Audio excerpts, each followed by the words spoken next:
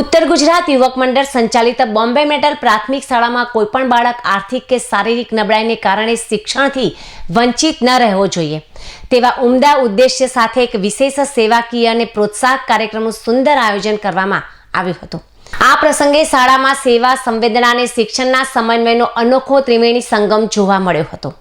કાર્યક્રમના અધ્યક્ષ સ્થાને ઉત્તર ગુજરાત યુવક મંડળના સહમંત્રી અશોકભાઈ પટેલ ઉપસ્થિત રહ્યા હતા। આ ઉપરાંત કારોબારી સભ્ય મનોજભાઈ પટેલ, પાટણ નાગરિક બેંકના ડિરેક્ટર કેતાબહેન પટેલ તેમજ સંજયભાઈ પટેલ, દીપકભાઈ મકવાણા, મયંકભાઈ મકવાણા સહિતના મહાનુભાવોએ હાજરી આપી કાર્યક્રમને દીપાવ્યો હતો।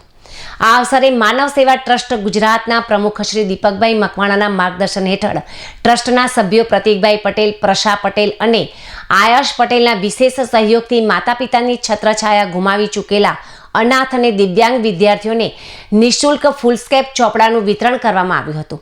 આ સાથે જ માનવ જ્યોત ભુજ તરફથી શાળાના બાલવાટિકાથી ધોરણ 8 સુધીના પ્રથમ, દ્વિતીય અને તૃતીય ક્રમે ઉત્તીર્ણ થયેલા તેજસ્વી તાલાઓને પ્રોત્સાહિત કરવા માટે અનુક્રમે ગોલ્ડ, સિલ્વર અને બ્રોન્ઝ મેડલ પણ એનાયત કરીને સન્માનિત કરાયા હતા।